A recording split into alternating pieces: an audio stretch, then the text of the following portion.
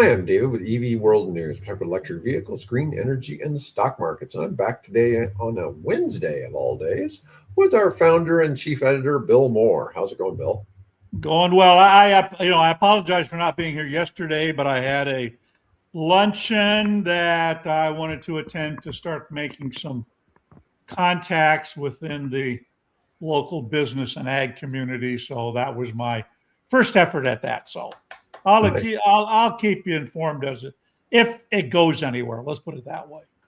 Okay. Let's see here. Let's start out with Tesla is having an event tomorrow where they're going to give news on Optimus 3 and delivery numbers are expected.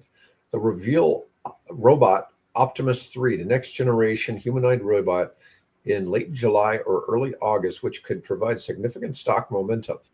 Analysts predict Tesla stock could go parabolic if deliveries beat expectations and FSD approvals updates are positive. Musk expects FSD approval in around a dozen U.S. states by the end of the year.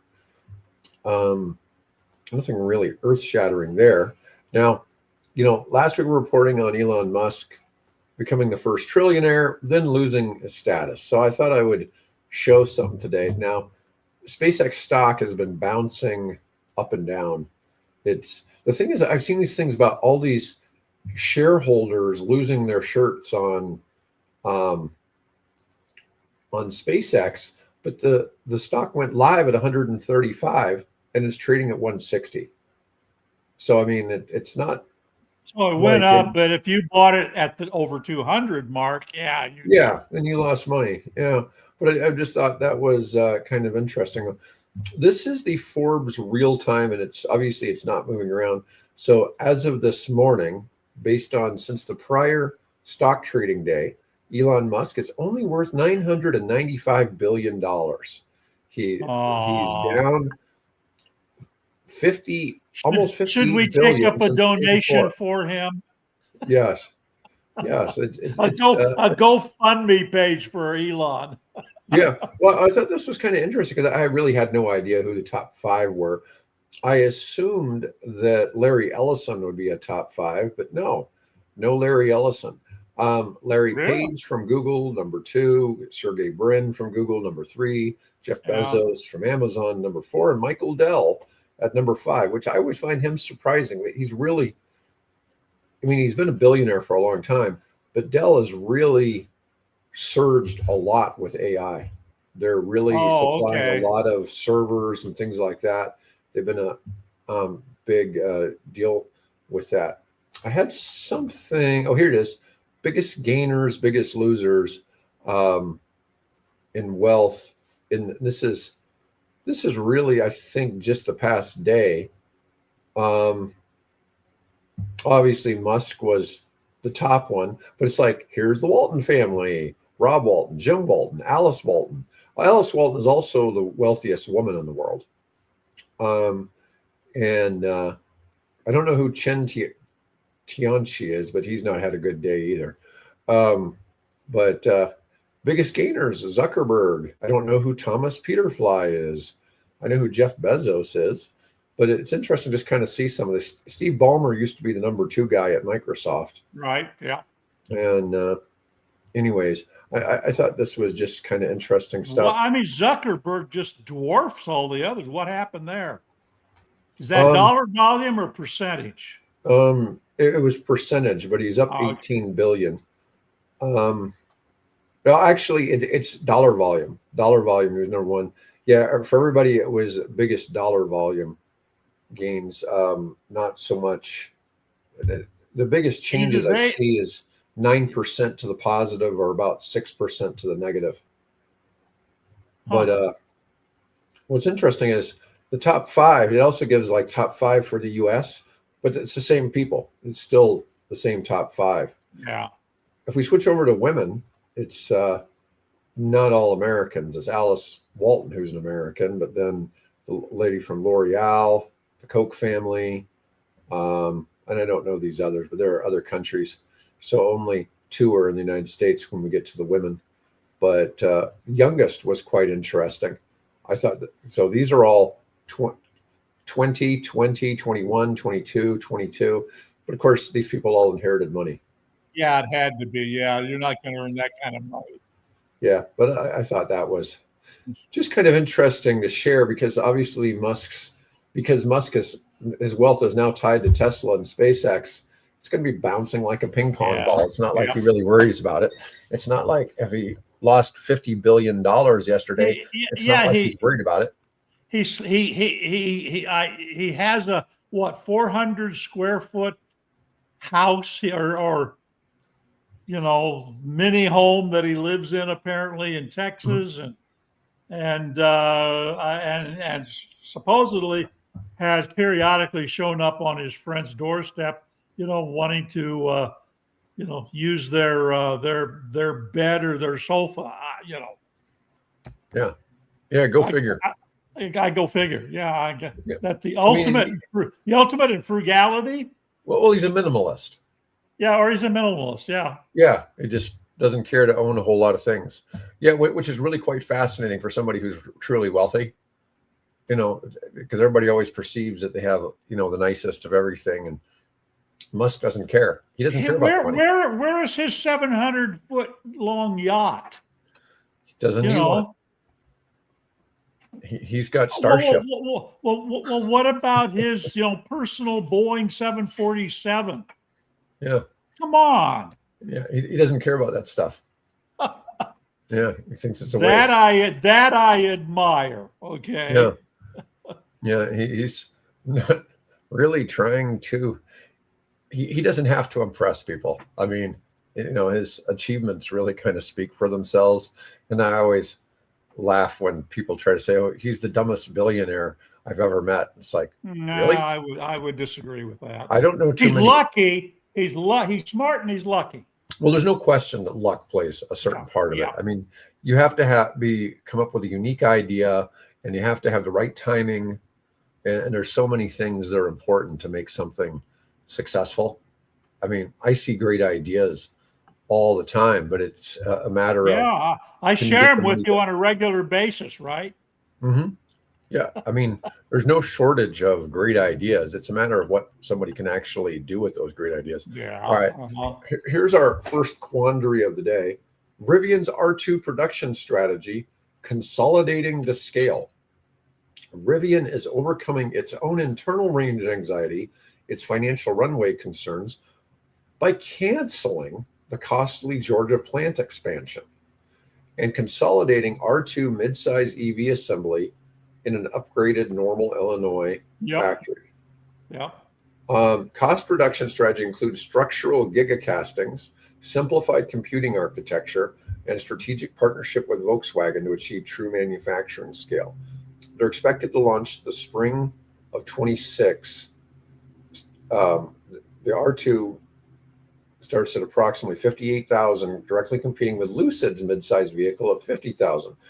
Neither of them are trying to compete with each other.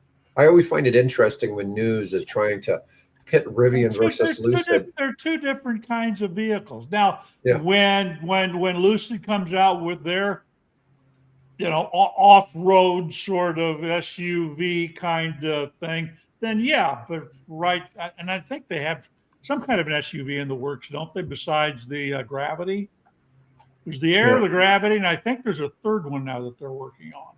Yeah, it's just, they're not competing with each other. They're all trying to compete with Tesla. And it's always interesting. I find BYD's approach is different. It's like, we're not trying to compete with Tesla. We're trying to compete with Toyota. And it's working. And it's working. Yeah. Because Toyota sales were down again, I think something. Oh, could be. Yeah. I mean, it's interesting to see BYD thinks in the next 5 to 10 years, they'll be the biggest car company on the planet, which at their current trajectory, it's likely, right? But we'll see. Lucid has news. Their ambitious path to profitability, they announced they expect positive cash flow by the late 2020s through expansion into mid-sized vehicles. The Cosmos is the one you were trying to think of. Right, yeah. And robo-taxis. They previewed a 2-seat robo-taxi, just like Tesla, and plans $1 billion in annual non-vehicle revenue from software subscriptions, running 69 to 199 a month by the end of the decade. Despite ambitious plans, Lucid lost 2.7 billion on 1.35 billion revenue. So they did and it came and there it went. yeah, 1.35 billion in revenue, and they lost twice that much. Yeah. Wow. Negative free cash flow of 3.8 billion. Investor skepticism remains high, with stock down 7.9% on announcement day. Once again, they're owned by the Saudi royal family. Pretty there's much, only a yeah. little bit in the float. Yeah. All right. Solid state nearing reality. Mercedes test vehicles powered by the Factorial Energy solid state battery drove over 745 miles last year. They're targeting commercial production by 27. SAIC and Dongfeng Motor planning mass production of solid state batteries in the second half of 26, with a range 400 watts hours per kilogram, 621 mile range, 1,000 kilometer range. Sodium ion batteries are gaining traction as a cheaper alternative, although they're still more expensive than LFP. They're currently $59 a kilowatt hour versus $52 a kilowatt hour, 59 versus 52. But Cattle is launching sodium ion EVs this year. When I started seriously, began getting traction with people on EV World around 2010, in that time frame and things like that, we were, no, it's even earlier than that. We were what, $1,200 a kilowatt hour?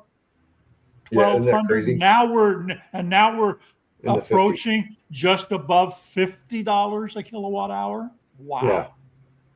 Isn't that staggering? I mean, it's 95% reduction in. Oh yeah, it's amazing. Yeah. All right. So Cambridge University discovered that steady mechanical compression can double pouch. This is interesting. Yeah. This is presenting a practical engineering challenge for EV manufacturers. This is a mechanical design solution rather than chemical innovation.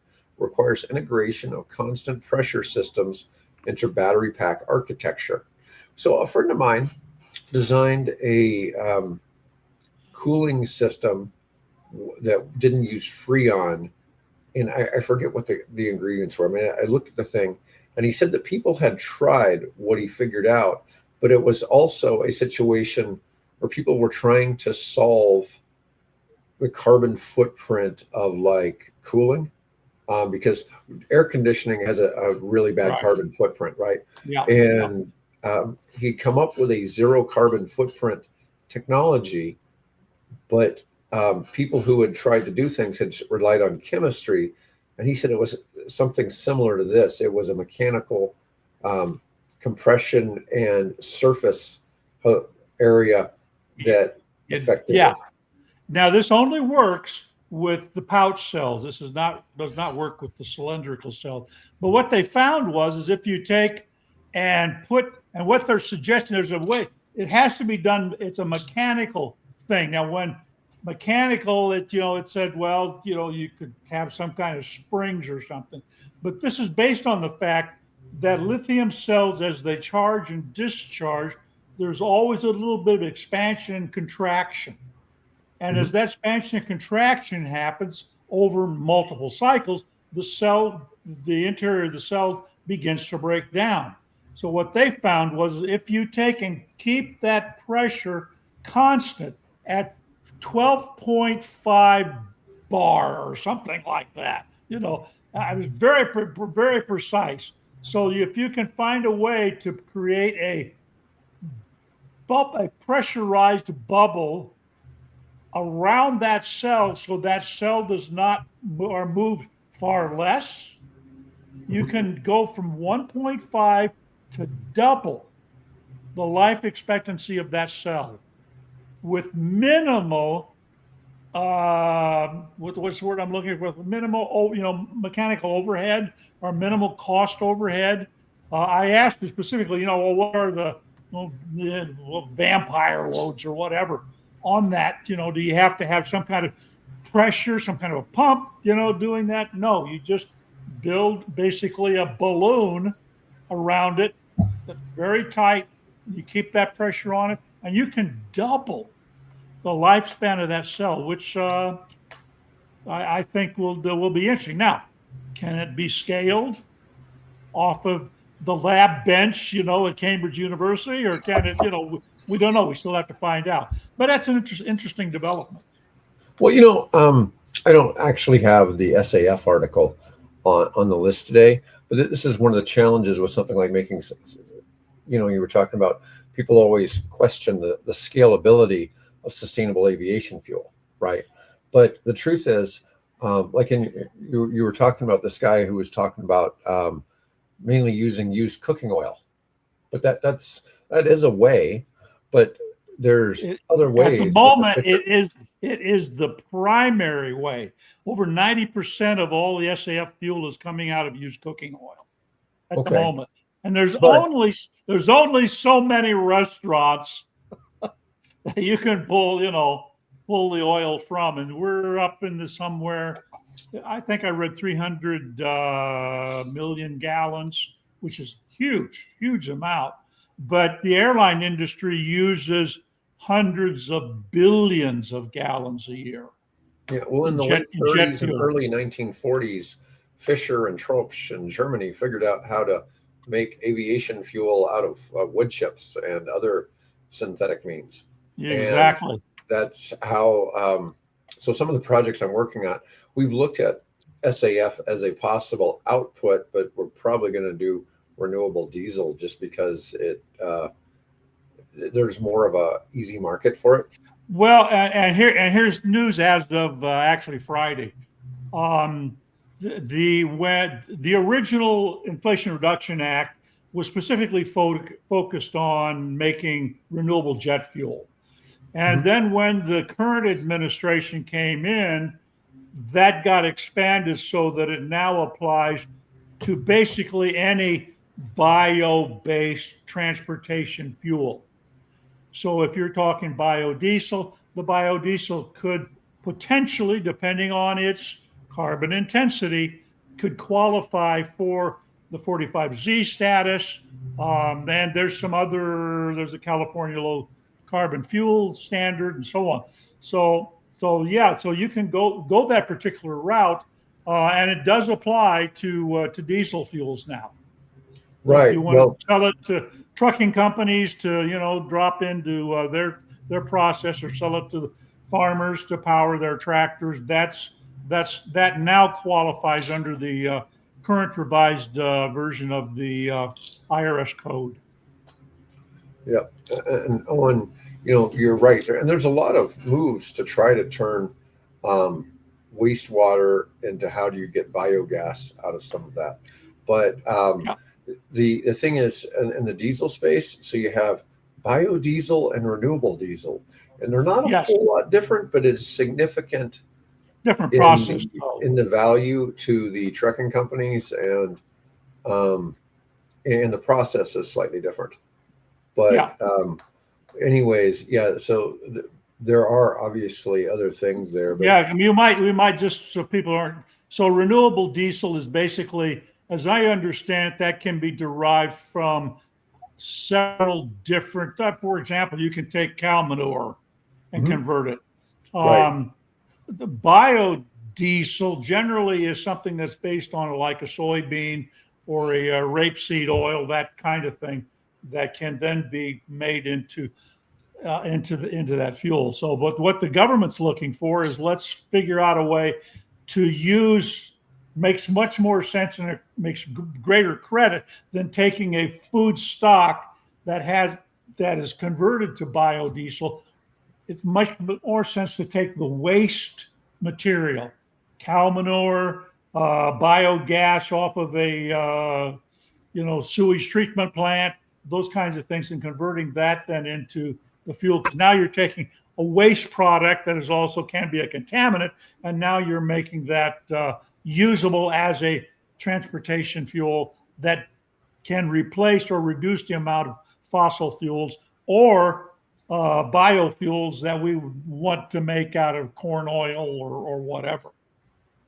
Right. Yep. Yeah. And you're right, Owen. I've heard of it done with chicken manure, pig manure, several different ones. There's quite a few processes there to use things that people didn't realize that you could get energy out of it. Oh yeah. Well, they've been getting it. They've been getting energy out of human waste and animal waste for generations. Right. Particularly the big drive in the developing nations to build in-ground community-built biodigesters, and then they take that gas off of that community-built biodigester thing, and then use that to run their little cooking stoves, so that they don't have to go off and make charcoal and cut down brush, and women have to travel miles and miles to with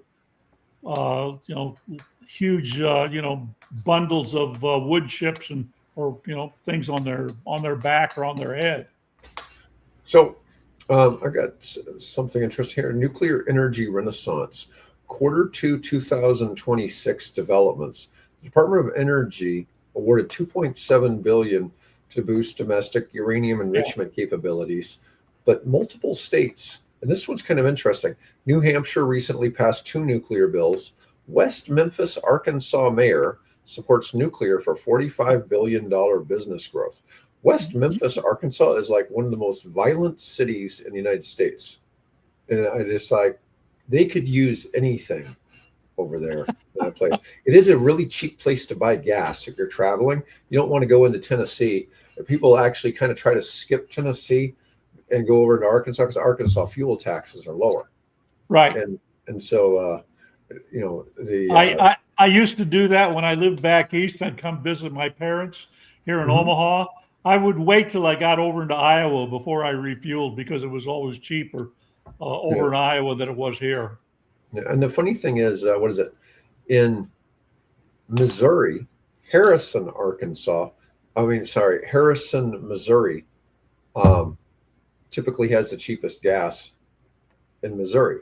And I never really quite figured out why that is. Is that the intersection of like Highway 7 that goes southeast and the Interstate 49, I think, that goes down to like Springfield or Joplin? Joplin, yeah. Joplin. Yeah. When it heads on down to Bentonville, Arkansas. Yeah. But so is there a pipeline or storage facility nearby? I've never. Are they just playing funny with the pricing? Probably just trying to get people off all the highways to just stop there. Yeah. Imagine being so lowly, people skipped you for Arkansas. Well, I lived in Memphis for 20 years, so it's really, Memphis is a violent city for a big city, but there's a couple of small cities in the United States that are extremely violent, and West Memphis, Arkansas, is worse than the big city. Is that because of just unemployment or just more concentration of poor people, I guess? Yeah. Well, again, that comes back to what are the employment opportunities that for the people there. So, I've seen some harsh realities of the pluses and minuses of desegregation. And one of the negative things that really happened when desegregation occurred in the South was you took the role models out of all Black communities and they all moved. They could all afford to move. And so what happened is all these businesses that were in those neighborhoods closed up and moved across town. And the people who were the positive role models all packed up and moved across town because they didn't want to live in those areas anymore. Yeah. And so it made those areas worse. And it's really sad that that's how that occurred. And, it's one of those things of where we took a big step forward and took a little step backwards. you know, in terms of, you know, way things are handled. And but you see this all the time. You'll see these great ideas um, that government will pass, and it'll end up having some weird negative consequence that Yeah. wasn't really well thought out down the road. But a lot of times, without trying it, you'd never know, right? And I A think good for the most, a good example is electric bikes and scooters. right. Great idea. Now we're starting to see them everywhere, particularly in my area here. I see them all the time, and I see people using, adults using them that obviously they're doing that instead of a car, or maybe they can't afford a car, whatever the thing is. Now we're here, you're starting to see people complaining about it Well, you because, know, I see them all the time where I live, but my neighborhood's like a park. Okay. yeah, And so exactly. the people are in the He park lives area in where a there's nice area. maybe. I mean, I keep waiting for some of the kids to get attacked by coyotes or something. But, Yeah, we have wild animals over here too. Um, yeah, but yeah, I see them all the time here. And, they're so quiet and everything. It's not like somebody on a motorbike or whatever, but they're not riding them on the roads. I'm still not seeing them on the roads. I mean, still, everybody around here drives a pickup truck, and it's like, it just no fun. I mean, the one really bad bicycling accident I had, I was hit by a pickup truck, yeah. and I still have that was 40 years ago, 40 something years ago, and my ankles still click when I walk Oh, up and down stairs because somebody hit me. That was a drunk driver in a yeah, pickup truck yeah. in Florida. Yeah. Well, my left leg is just slightly shorter than my right leg because I was hit by a car, but it was my fault. Hmm. 12 years old, I decided I didn't need to stop for that stop sign. Well, that wasn't my case. It was somebody just didn't see me. Yeah. Anyways, but let's see what to go off. Oh, here we go. I got some BYD stats today. BYD sales recovery. They snapped its longest streak of sales declines in May of 26, despite weakening domestic demand and intensifying competition, with 4.6 million global sales. So currently BYD is number 5 globally in car sales. So that's pretty impressive. Cattle, or CATL, their batteries currently power 1 in 3 EVs globally. So I guess Yeah. that would be, roughly 8% of all cars sold globally have cattle EV batteries. If you took that against all cars versus All just cars, right. Yep. EV. Yep. Yeah. China overtook Japan as number 1 in global auto sales, and Canada reduced the Chinese EV import tax from 100% to 6%. Oh, here's something interesting. Last year, Thailand and Vietnam each broke 100,000 EV sales in 2025. Brazil expected double, Thailand, they don't produce and the Vietnam. indigenous car. Vietnam produces their own, but I suspect they're probably, besides the VinFast, there's probably some Chinese cars that are penetrating that market. I would guess Thailand, I would assume, is all Geely and BYD Oh, and I assume so too. But maybe. I've seen where Toyota sells EVs Oh over yeah. in that part of the world. They don't sell in the Yep. United States. Yep. So it always seems kind of weird. It's like you don't have a lot of selection for Toyota EVs in the US, but I overseas, think I actually saw a BZ4 the other day here in Omaha. I think it was. I was trying to catch up to it, then I moved over into the far lane, and I didn't want to do anything stupid. So well, their new one's just the BZ. So they were tired of people calling it the busy forks. Now it's just the busy. Just the BZ, right? Yeah. All right. CPSC e-bike battery rules. U.S. Consumer Product Safety Commission proposed sweeping rule making UL battery safety standards mandatory for e-bikes to reduce fire risks. Bill, you've been talking about this for a long time. Yes. How make sure you buy a quality bike that has a quality battery on it. I just had that conversation this weekend with a gentleman. He said, "Oh, you're into EV bikes and things. I have a question for you. Which should I buy?" Well, there's like only a gazillion different companies out there that you can Hmm. buy a bike from. So I always told, look, make sure you get the best quality battery you can afford, UL listed, and better yet, if it's recommended by Consumer Reports or whatever, make sure you do that because that's the most important part. The bikes themselves, the frames and tires and brakes, those are, even the motors are pretty standard. It's the battery that really differentiates. Yeah. Rules go beyond voluntary standards requiring tamper-resistant enclosures, overheat charging protections, and reverse polarity testing. Applies to complete bikes, replacement batteries, chargers, commercial fleets, and do-it-yourself conversion kits, heavily impacting low-cost imports that have been linked to residential fires. You know what? We should show so Shell, which we think of as a gas company, right? Yeah, this Has is demonstrated interesting. Yeah.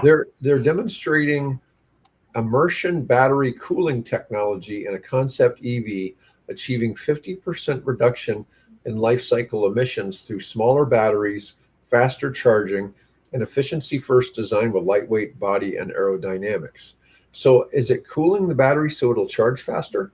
I think that's what it's doing. Yeah, I'm still a little hazy on what it is they're doing there, but of course the surprise is it's coming from a oil Gas company, from Royal Dutch Shell. Yeah, Yeah. and it's not a bad looking car.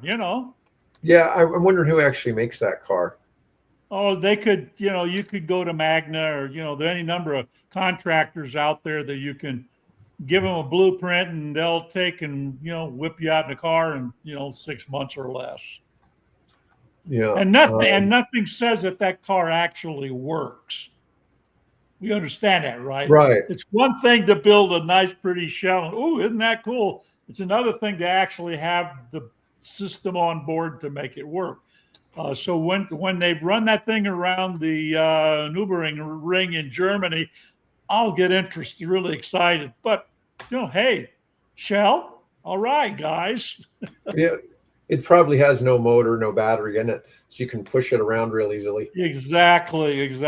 So yeah, It's more of a Flintstones car. it could possibly be get in and pedal. Yeah. Just run across the ground. Yeah, let's see. But still, good on you, Shell.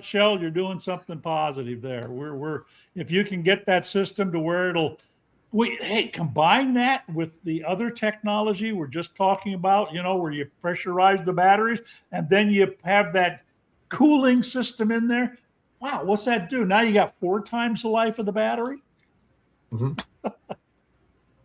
All right, what is this? You had an article about EV myths. Or let's see. What was this? EV myths muddy the road to electrification. EV sales are surging worldwide, but myths about battery fires, road damage, typical, and unethical mineral sourcing.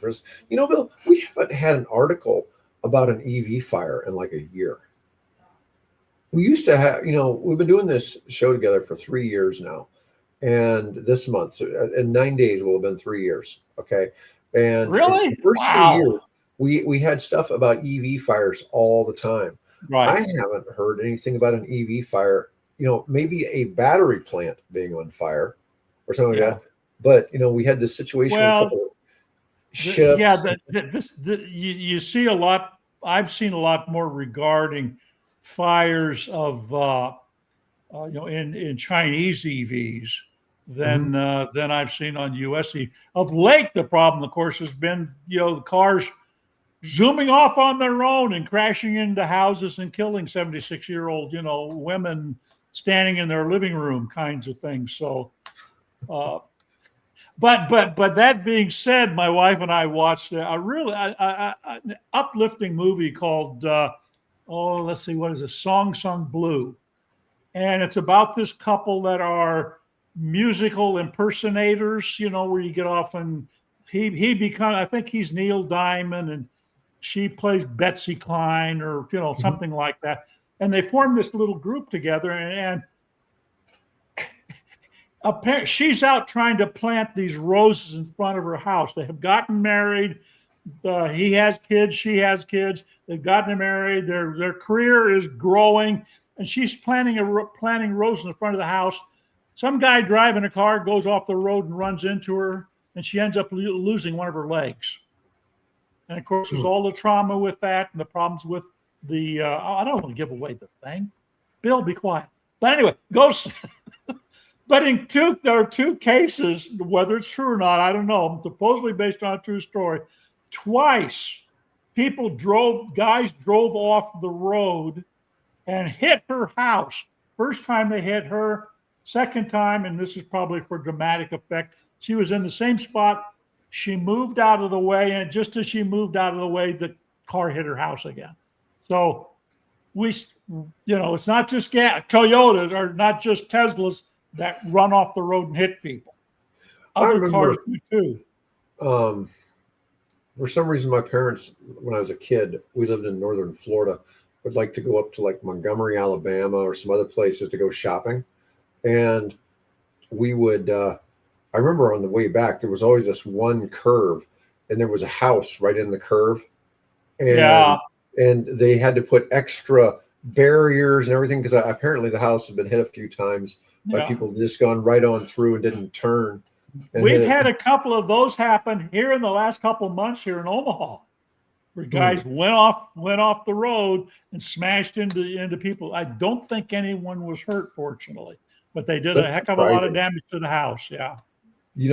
Most of the roads here are so straight, you could probably take a nap. And we don't have a lot of curving roads here in Nebraska. We don't have a lot of changes in elevation. The only places they curve of any significant nature is when they are adjusting the north-south longitude of the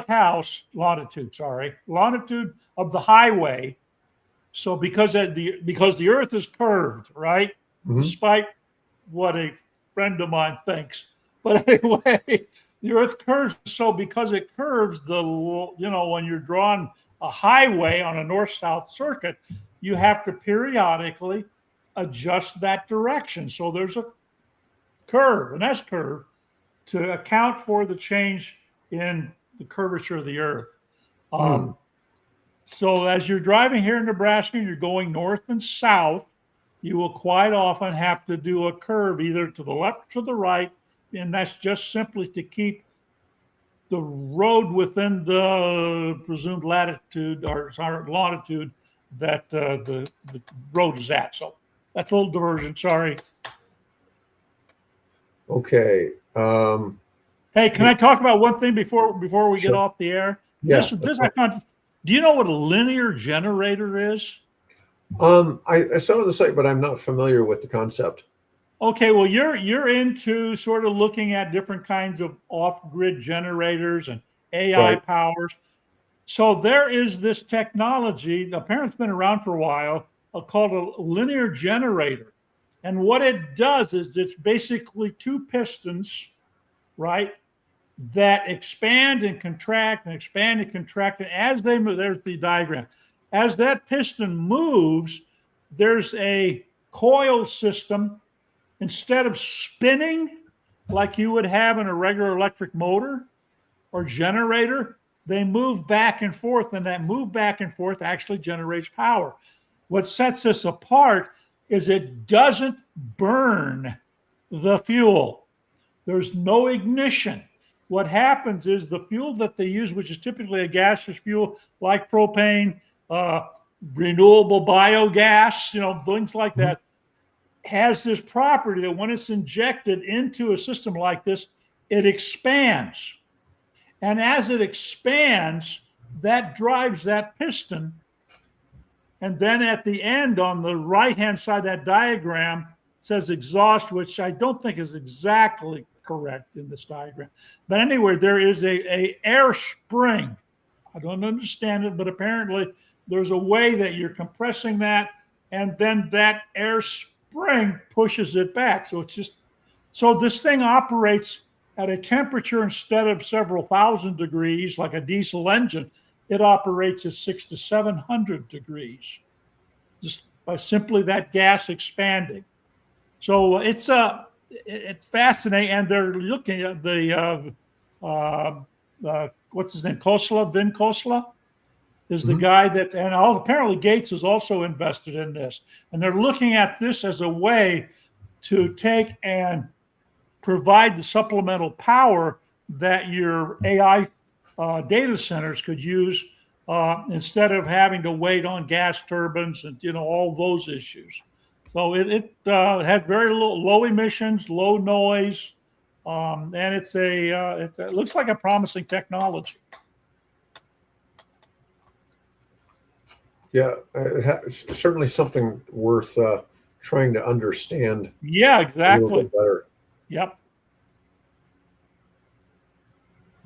Yeah, it's interesting. I love my job, boy. I get to look at all this cool stuff. Its levelized cost of energy is somewhere between 9 and 14 cents per kilowatt hour, Yep. which is lower than diesel, but higher than pretty much any other source of energy.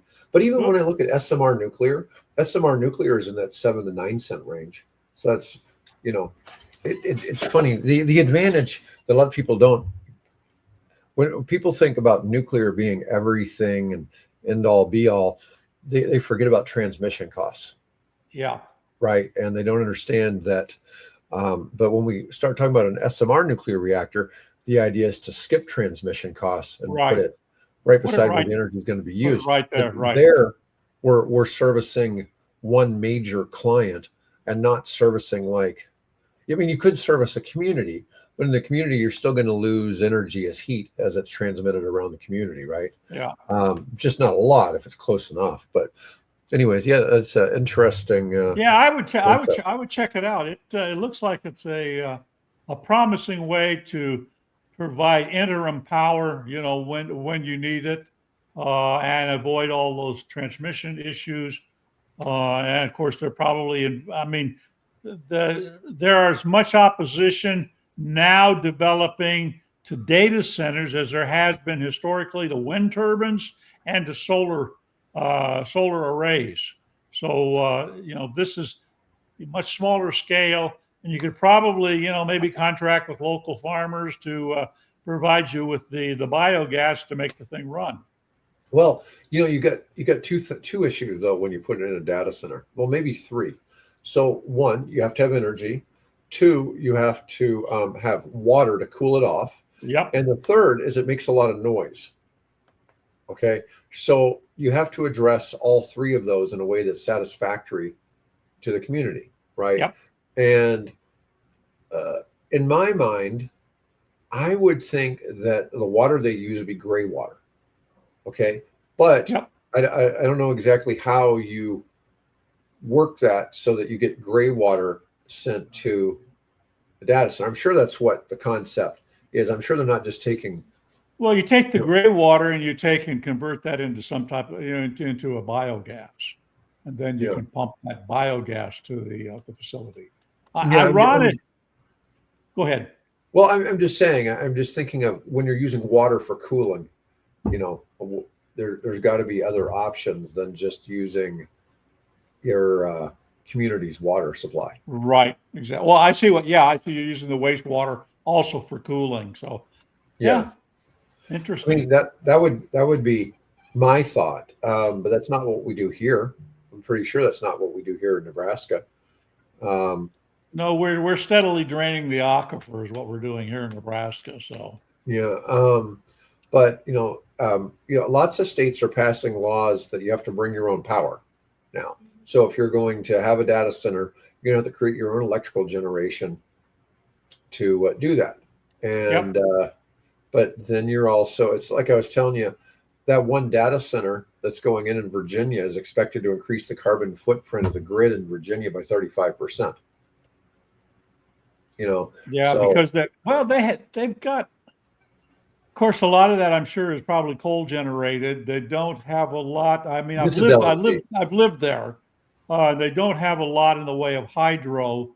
So I'm guessing a lot of that is just simply fossil fuel based. Oh yeah, it's all going to be LNG. That's for most of these places to get the path to energy now is LNG. everybody's trying to find other solutions, and every type of energy they're willing to take it, but the only one that's readily available to grow quickly is LNG, and that's what they're all doing because they want to be able to get to market real quick. That's why, like the projects I'm looking at for nuclear, we're looking at waste to energy as our pathway, but as the waste to energy plant is built, we may do a little bit of propane or LNG because the waste to energy plants are going to use the same turbines. Yeah. They're going Hey, to take a look. Have you and your team take a look at these linear generators. They look like an interesting possible solution, interim solution at least, until we get, affordable SMR. Yep, which is going to be a while. Yeah. Anyways, all right, folks. Thanks for watching. I should be back with Mike this Friday. Mike had something come up last Friday, so we didn't do a show. Yeah, but, he's like here pretty soon. I think he's destined to go to Guyana. I believe he's got some kind of an event that lecture he's going to be giving down there. So nice. Yeah, it's interesting time for us. So thanks, everybody. Thanks for watching, folks. Have a great day.